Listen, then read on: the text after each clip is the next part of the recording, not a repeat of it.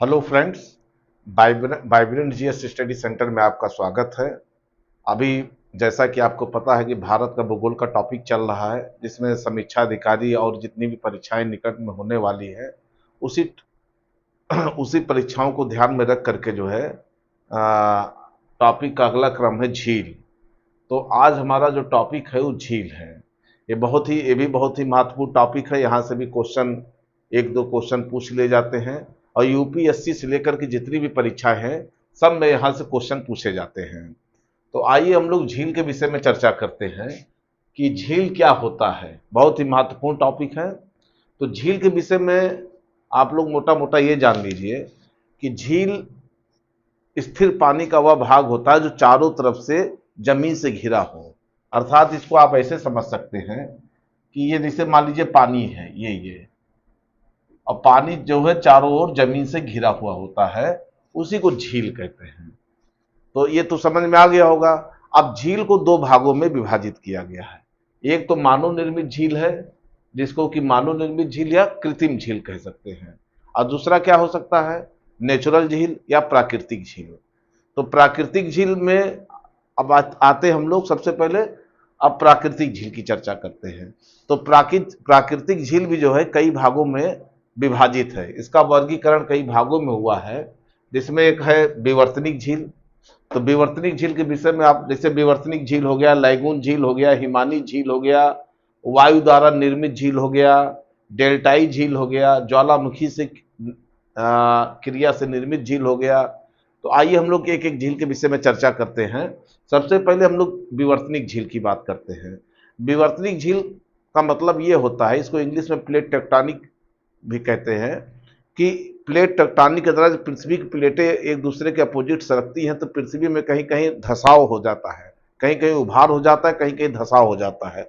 तो जहाँ धसाव होता है वहाँ पर वर्षा का पानी एकत्रित हो जाता है। तो इस प्रकार की झील को विवर्तनिक झील कहते हैं। इसका सबसे अच्छा उदाहरण आप जो है देखेंगे बुलर झील के रूप में देखेंगे। दूसरा आता है हमारा लैगून झील। लैगून झील क्या होता है, लैगून को हम लोग अनूप भी कहते हैं, या इसको और सरल भाषा में आपको बताएं तो अनूप को जो है कहते हैं कि आ, आ, या इसको इस तरीके से समझ लीजिए आप कि जैसे मान लीजिए ये प्रायद्वीपीय भारत है। तो प्रायद्वीपीय भारत में क्या है कि इधर जैसे मान लीजिए अरब सागर है और इधर बंगाल की खाड़ी है। तो ये जो तट वाला इलाका है जहां समुद्र का पानी टच करता है, तो यहीं पे कहीं कहीं पे क्या होता है कि जैसे मान लीजिए कि पत्थर का टुकड़ा हो, कई पत्थर के टुकड़े हो, या प्रवाल भित्ति हो। प्रवाल भित्ति मतलब मूंगे की चट्टान, आगे हम पढ़ाएंगे, इसकी चर्चा होगी। मतलब कोई दीवार खड़ी हो इस प्रकार से, मतलब चट्टानों की दीवार हो या प्रवाल भित्तियों का, और यहां से समुद्र का पानी अंदर घुस जाता है तो इससे एक झील का निर्माण होता है। तो इस प्रकार की झीलों को हम लोग क्या कहते हैं, लैगून झील या जो है अनूप झील कह सकते हैं। भारत में तटीय इलाकों में इस प्रकार की झीलें बहुत जगह देखने को मिलता है, जैसे केरला हो गया, इधर हो गया आपका कर्नाटक हो गया, उड़ीसा हो गया, यहाँ पे लैगून झीलें बहुत देखने को मिलती हैं। तो लैगून झीलों में कौन कौन सी झीलें हैं, जैसे चिल्का झील हो गया, चिल्का झील हो गया, पुलिकट झील हो गया, पुलिकट झील हो गया, बेम्बनाथ झील हो गया, अष्टमुदी झील हो गया। ये सब झील जो है, जैसे चिल्का झील यहाँ पे है, चिल्का झील हो गया, पुलिकट झील हो गया, यही केरल में जो है बेम्बनाथ हो गया, और अष्टमुदी झील हो गया। तो इस प्रकार की झीलें जो है प्रायः भारत में देखने को मिलती है। इनको क्या कहते हैं, लैगून झीलें कहते हैं। अब आते हैं हम लोग हिमानी झीलों के विषय में चर्चा करते हैं। तो हिमानी झीलों में जो अपर्दन क्रियाएं होती रहती हैं, तो वहां पर भी जो है झीलों का निर्माण हो जाता है। तो उसको क्या कहते हैं, हिमानी इलाके में जहां बर्फ पाई जाते हैं तो वहां पर जो झीलें बनती हैं उसको हिमानी झील कहते हैं। इसका सबसे अच्छा एग्जाम्पल आप देखेंगे नैनीताल। नैनीताल हो गया, नैनीताल झील हो गया, राक्षस ताल झील हो गया, खुरपाताल झील हो गया, रूपकुंड झील। तो पूछा जाता है कि रूपकुंड झील या खुरपाताल झील किस प्रकार की झीलें हैं। तो अगर आपको पता है तो आप तुरंत बता देंगे कि मतलब हिमानीकृत झील है। नैनीताल हो गया, राक्षस ताल हो गया। अब आते हम लोग अगला वायु द्वारा निर्मित झील। तो वायु द्वारा जो निर्मित झील होता है ये अक्सर आपको रेगिस्तानी इलाकों में देखने को मिलेगा। जैसे राजस्थान राजस्थान क्षेत्र में अगर आप जाएंगे तो वहां पे आप जाएंगे जहां काफी रेगिस्तानी इलाका होता है, तो वहां पर हवाएं बहुत तेज गति से चलती हैं। तो उन हवाओं से द्वारा क्या होता है कि धीरे धीरे अपर्दन क्रिया होती रहती है। तो अपर्दन क्रिया के बाद क्या होता है, वहां झीलों का निर्माण हो जाता है। तो इस प्रकार की झीलों को कहते हैं वायु द्वारा निर्मित झील। और यहाँ पे जो झील बनती है वो खारे पानी की झील ज्यादातर देखने को मिलती है। मतलब लगभग लगभग सब खारे पानी की झील होती हैं, जिसमें नमक की मात्रा, साल्ट की मात्रा बहुत ज्यादा होती है। उसमें जैसे हो गया सांभर झील हो गया, डीडवाड़ा झील हो गया, पंचभद्रा झील हो गया, और उसके बाद लूणकरणसर झील हो गया। तो कौन कौन से, एक बार से फिर मैं रिपीट कर दे रहा हूं, सांभर झील हो गया, डीडवाड़ा झील हो गया, पंचभद्रा झील हो गया, लूणकरणसर झील हो गया। अब उसके बाद आते हैं हम लोग डेल्टाई झील। डेल्टाई झील का मतलब है जहां डेल्टाई क्षेत्रों में इस प्रकार की झीलें निर्मित होती हैं उसको कहते हैं डेल्टाई झील। जैसे मान लीजिए कि गंगा नदी का बहाव है और बंगाल की खाड़ी में मिलती है, तो जब नदी समतल मैदान में जाती है तो उसकी जो धाराएं होती हैं कई भागों में जो है उसकी वितरकाएं कई भागों में विभाजित हो जाती है, फिर वहां झीलों का निर्माण हो जाता है। तो इस प्रकार की झीलों को कहते हैं डेल्टाई झील। इसका सबसे बड़ा एग्जाम्पल है जो कोलेरू झील है। कोलेरू झील यहीं पे है, कोलेरू झील। तो कोलेरू झील जो है, आप कोलेरू झील के बाद जो कृष्णा गोदावरी का डेल्टा है, इधर से मान लीजिए कि ये गोदावरी नदी का डेल्टा है, जाके बंगाल खाड़ी में गिर रही, इधर कृष्णा नदी का, तो इसके बीच का जो झील एरिया है उस वहां झील निर्मित हो गया जिसको कहते हैं कोलेरू झील। अब उसके बाद आते हैं ज्वालामुखी क्रिया से निर्मित झील। तो ज्वालामुखी क्रिया से निर्मित झील वह झील होती है जब ज्वालामुखी का उद्गार होता है। जैसे मान लीजिए कि ये क्रेटर है, क्रेटर मतलब एक प्रकार से जो है गैप होता है, तो उस गैप के माध्यम से ज्वालामुखी लावा बाहर निकलता है। ज्वालामुखी लावा बाहर निकलने के बाद जो है यहाँ पे जो है गड्ढा बन जाता है। वो गड्ढा बन जाता है तो यहाँ पे क्या होता है, वर्षा का पानी संचित हो, जब बारिश होती है तो उसका पानी संचित हो जाता है। इस प्रकार की झीलों को क्या कहते हैं, ज्वालामुखी क्रिया से निर्मित झील कहते हैं। इसका सबसे अच्छा एग्जाम्पल आप जो है जाएंगे महाराष्ट्र में, महाराष्ट्र का एक बुल्ढाड़ा जिला है, बुल्ढाड़ा जिला में लोनार झील।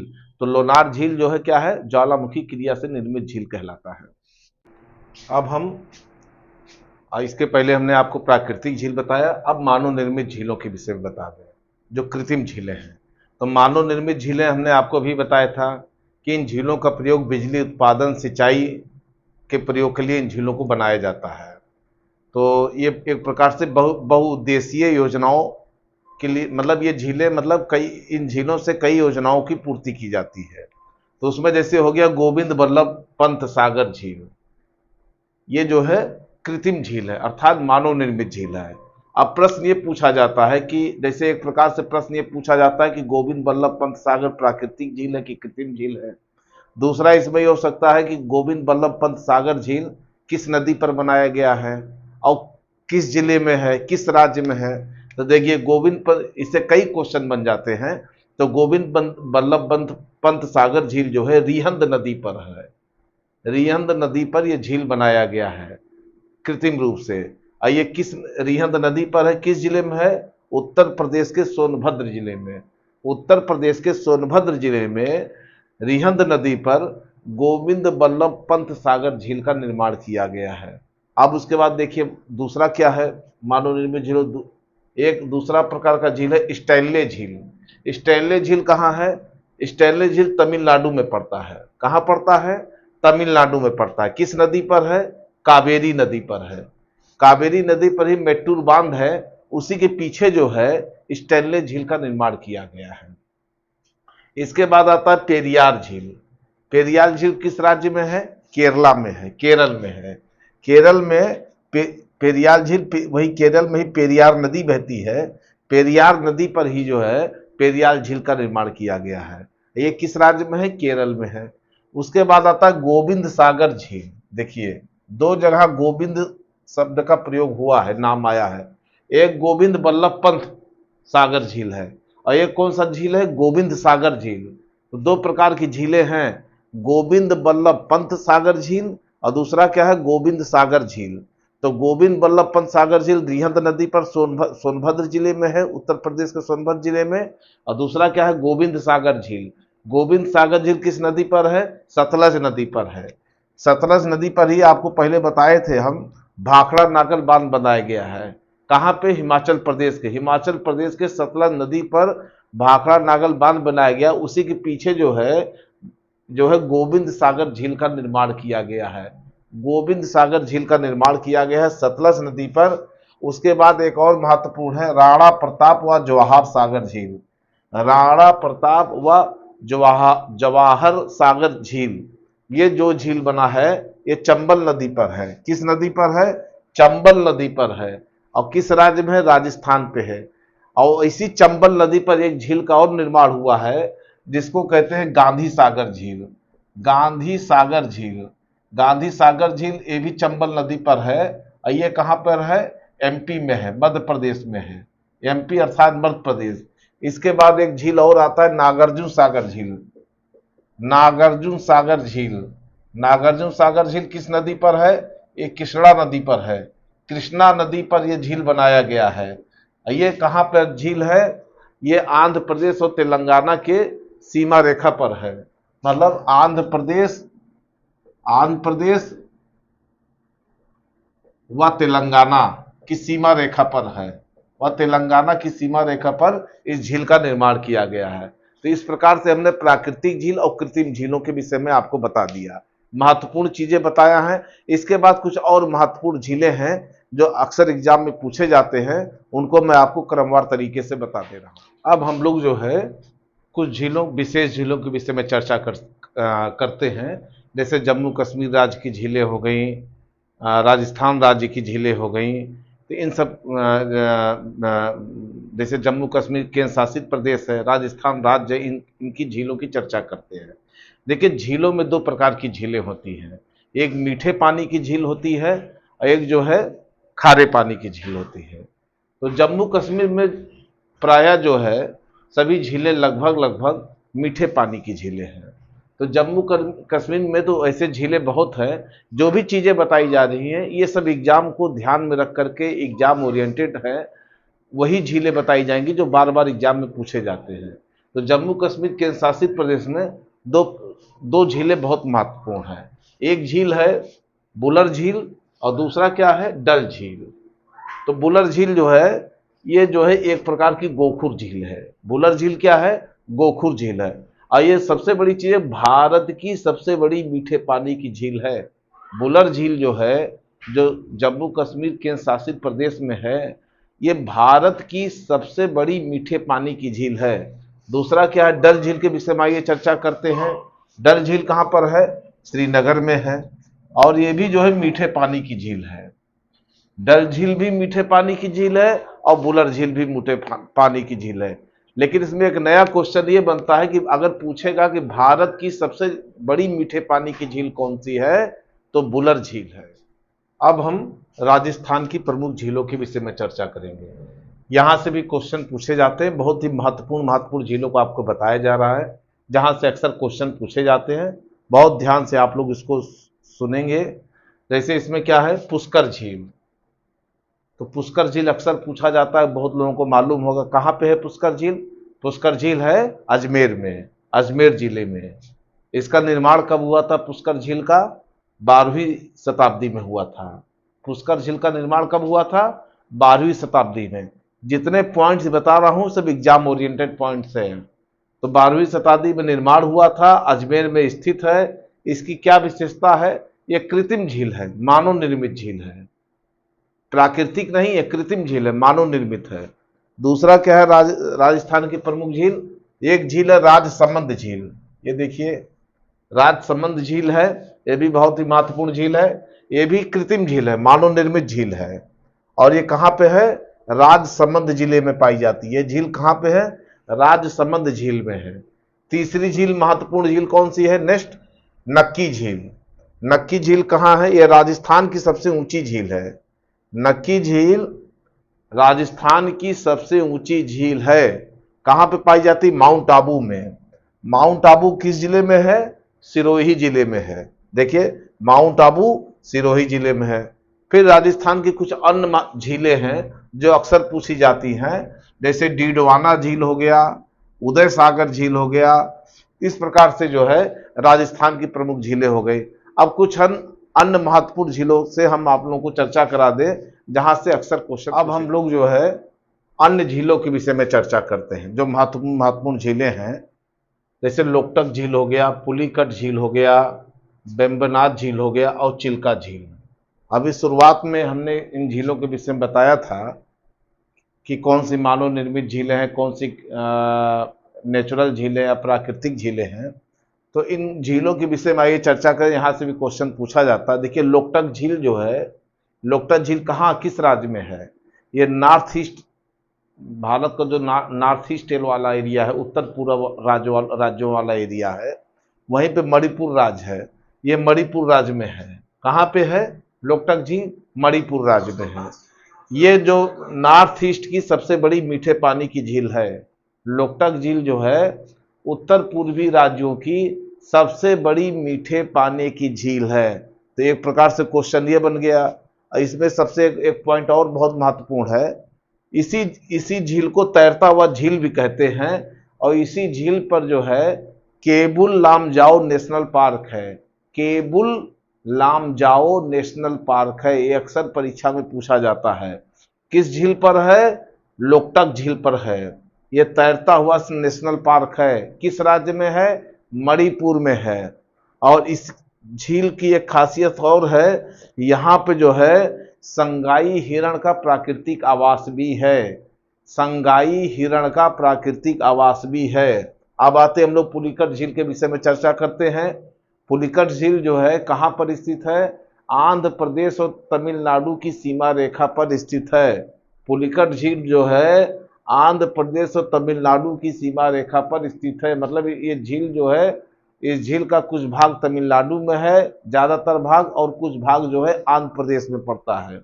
फिर इस झील की खासियत क्या है कि इसी झील को जो है इस झील मतलब श्रीहरिकोटा द्वीप जो है, इस झील को बंगाल की खाड़ी से अलग करता है। मतलब श्रीहरिकोटा जो द्वीप है वो किसको?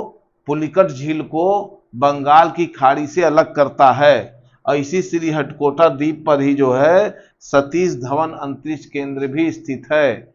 इसी झील पर सतीश धवन अंतरिक्ष केंद्र भी स्थित है। तो ये भी बहुत ही महत्वपूर्ण टॉपिक पॉइंट्स है, यहाँ से क्वेश्चन पूछे जाते हैं। अब आते हम लोग वेम्बनाथ झील। तो वेम्बनाथ झील कहाँ पे है, किस राज्य में? भारत के केरल राज्य में है। ये सबसे बड़ी, भारत की सबसे लंबी झील है। भारत की सबसे लंबी झील कौन सी है? वेम्बनाथ झील है। और इस झील की खासियत ये है कि यहाँ पर जो है केरल में ओणम का पर्व होता है। एक देखिए नया क्वेश्चन मिल गया। केरल में एक ओणम का पर्व होता है। इस ओणम के पर्व में क्या होता है? नौकायन दौड़ होता है, नौका दौड़ होती है, जिसको जो है जो खेल होता है उसको नेहरू ट्रॉफी के नाम से जानते हैं। और ये हर वर्ष होता है। तो नेहरू ट्रॉफी नौकायन जो है प्रतियोगिता प्रतिवर्ष जो है ओणम पर्व के अवसर पर आयोजित की जाती है। और जो ये आयोजित की जाती है किस झील पर? वेम्बनाथ झील पर आयोजित की जाती है, जो कि केरल राज्य में है। अब आते हम लोग चिल्का झील। चिल्का झील आपको पता है उत्तरी सरकार के उड़ीसा राज्य में स्थित है। उड़ीसा राज्य में स्थित है। यह भारत की सबसे बड़ी लैगून व खारे पानी की झील है। भारत की सबसे बड़ी लैगून व खारे पानी की झील है। यहाँ पर बड़ी संख्या में जो है प्रवासी पक्षी आते हैं। यहाँ पर बड़ी संख्या में प्रवासी पक्षियों को देखने को मिलता है, यहाँ पर प्रवास करते हैं चिल्का झील में। तो इस प्रकार से जो है ये जो महत्वपूर्ण झीलें हैं, कुछ और भी महत्वपूर्ण झीलें हैं, उनके विषय में चर्चा कर दे रहा हूँ। इसके बाद से जितने भी प्रश्न बनेंगे सब यही से महत्वपूर्ण झीलें हैं जो अक्सर परीक्षाओं में पूछे जाते हैं। आइए उनकी हम चर्चा कर देते हैं। जैसे गुजरात हो गया। गुजरात में कुछ महत्वपूर्ण झीलें हैं। नल सरोवर, नारायण सरोवर, हमरिसर झील। नल सरोवर, नारायण सरोवर, हमरिसर झील, ये कहाँ पे हैं? गुजरात में है। फिर उसके बाद सूरज कुंड झील कहाँ पर है? हरियाणा में है। हरियाणा में सूरजकुंड झील है। फिर हरिके और रोपड़ झील कहाँ कहाँ पर है? हरिके और रोपड़ झील पंजाब राज्य में है, पंजाब राज्य में है। उसके बाद देखिए दो महत्वपूर्ण झील और है, एक है पैंगोंग सो, पैंगोंग सो, दूसरा सोमेरीरी झील। पैंगोंग सो और सोमेरीरी झील कहाँ पे है? लद्दाख, केंद्र शासित प्रदेश लद्दाख में है। फिर एक देखिए बहुत महत्वपूर्ण झील है पाला झील। पाला झील कहाँ पर है? मिजोरम में है। इसके बाद देखिए एक है पंपा सरोवर। पंपा सरोवर झील कहाँ पे है? बहुत ही महत्वपूर्ण झील है, यह कर्नाटक राज्य में है। फिर कोडाई कनाल झील कहाँ पर है? तमिलनाडु में है, ये सब एग्जाम में पूछे जाते हैं। फिर सलीम अली सरोवर झील कहाँ है? महाराष्ट्र में है। सलीम अली देखिए महाराष्ट्र में है। फिर हुसैन सागर, उस्मान सागर झील और हिमायत सागर झील किस राज्य में है? तेलंगाना में है। तो इस प्रकार से आज का झील वाला टॉपिक समाप्त हो गया। जितने भी पॉइंट्स बताए गए सब एग्जाम ओरिएंटेड पॉइंट्स बताए गए हैं। इसको आप लोग बार बार देखिए, इसका लाभ पूरा उठाइए और इसको लाइक और सब्सक्राइब करिए। Thank you.